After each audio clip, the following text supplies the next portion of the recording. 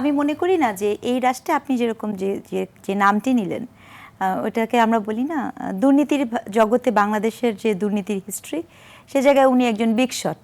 তো এরকম একজন এস আলম বা আপনি এরকম আরও মনে করিয়ে দিতে চাই আমি পুলিশের বেনজির আহমেদ, উনি যেভাবে অর্থ পাচার করে বাইরে নিয়ে গেলেন এবং যে প্রক্রিয়াতে নিয়ে গেলেন, এই যে পুরো প্রসেসটা, এটি কোনোভাবে কোনো ব্যক্তিকেন্দ্রিক হওয়ার সুযোগ নাই। বরঞ্চ আমি বলবো যে রাজনৈতিক যে দলরা, যখন যে দল ক্ষমতায় থাকেন, সে তার পৃষ্ঠপোষকতা নিশ্চিত করার জন্য, তার দুর্নীতিকে নিশ্চিত করার জন্য এবং তার অর্থ পাচারকে নিশ্চিত করার জন্য অত্যন্ত সুচারুরূপে কতিপয় ব্যক্তিকে নির্বাচন করেন, যে সকল ব্যক্তি এই ধরনের কর্মকাণ্ডে যুক্ত হন। এই পুরো প্রসেসটাকে শুধু যদি ব্যক্তির উপরে আপনি দেখা হয়, তাহলে যেটা হয় যে এই যে একটা চক্র, এটা যে একটা চক্রাকারে ঘুরছে এবং এখানে যে বিভিন্ন বিভিন্ন পকেট থাকে, সিন্ডিকেট থাকে এবং প্রত্যেকটা মানুষ যে নানাভাবে বেনিফিটেড হয়, এই বিষয়গুলোকে আমাদের মনোযোগটা থাকে না।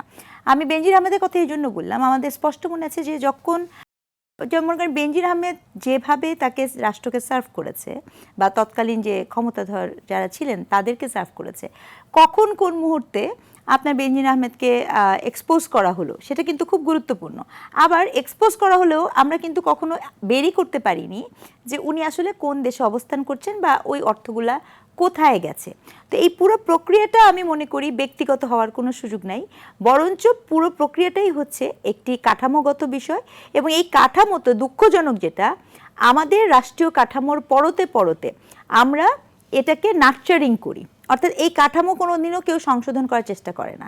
যেমন আপনি যদি দুর্নীতির খাত দেখেন, এই খাতগুলোতে দেখতে পাবেন যে আমাদের এখানে দুদকের সাবেক মহাপরিচালক মহোদয় আছেন, আপনি দেখতে পাবেন করাপশনের যে খাতগুলো আছে, সিপিআই স্কোর, হ্যাঁ, সেই সিপিআই স্কোরের যদি অ্যানালাইসিস দেখেন, দেখবেন যে বাংলাদেশের যে টেবিলটা, সেই টেবিলে দেখা যায় যে সবচেয়ে বেশি খাতোয়ারি সার্ভিস নিতে গেলে পাসপোর্ট অফিসের ক্ষেত্রে আপনি পাবেন, বা সার্ভিস যেখানে নিতে চায়, রোড অ্যান্ড হাইওয়ে সবচেয়ে হাই দুর্নীতির সেক্টর। কখন কেন আপনি বলেছিলেন অনুষ্ঠানের শুরুতে মেগা প্রজেক্ট, এই মেগা প্রজেক্ট আসলে কতখানি রাষ্ট্রের উন্নয়নের জন্য হয়, সেতু, ব্রিজ, কালভার্ট, এগুলো প্রয়োজন আছে, খুব সত্য, কিন্তু এই দুর্নীতির খাতগুলোর সবচেয়ে হাই স্কোর কিন্তু এই খাতগুলোতেই।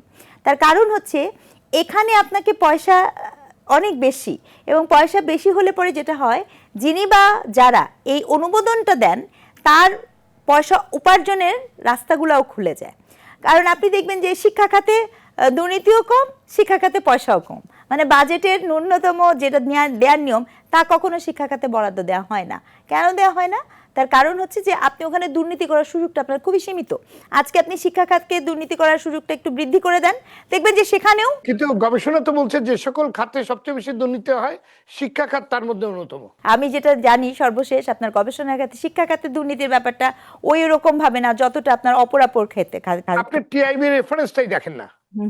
টিআইবি রেফারেন্সই তো বলছে যে, সেখানে বলছে যে বিচার বিভাগ, পুলিশ, শিক্ষা, স্বাস্থ্য, এই চারটি আপনি খাতকে সবচেয়ে বেশি দুর্নীতিগ্রস্ত বলা হচ্ছে। আমি বলেছি যে শিক্ষা খাতটা সবার নিচে আছে, মানে ওই প্রায়োরিটাইজের দিকে সবার নিচে আছে। এর একটা কারণ বলি, যেমন স্বাস্থ্য খাতের কথা বলছে, আপনি স্বাস্থ্য খাতের কথা বলছেন, খাতোয়ারি যেটা, এটা আসলে অ্যানালাইসিস প্রয়োজন, কারণ আপনি কোন খাতে কিভাবে এই দুর্নীতিটা হয়। আমরা সবসময় করি কি, দুর্নীতির মাত্রা, অর্থের মাত্রা, এগুলো নিয়ে আমাদের রিসার্চগুলো হয়, কিন্তু কিভাবে এই পয়সাটা, কিভাবে এই দুর্নীতিটা কন্ডাক্ট করা হয়, মেকানিজমটা কি, সেই বিষয়টা নিয়ে কিন্তু আমাদের অতখানি মনোযোগ থাকে না।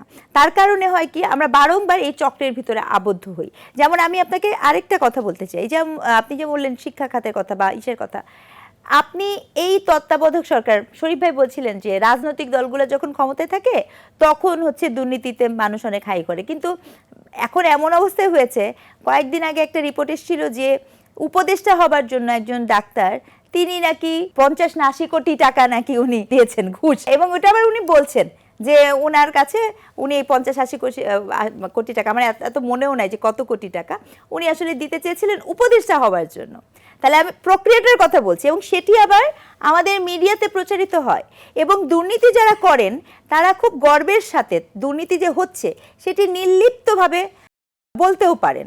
আপনি বিগত সরকারের সময় মনে করে দেখেন, সরকার প্রধান যিনি ছিলেন শেখ হাসিনা, তিনি বলেছিলেন আমার পিয়নের 400-500 কোটি টাকা, উনি এই কথা অবলীলায় বলে ফেলেছেন। এই কথাটা যে বলা কতখানি লজ্জাস্কর সেটা কিন্তু কেউ মনে করছে না।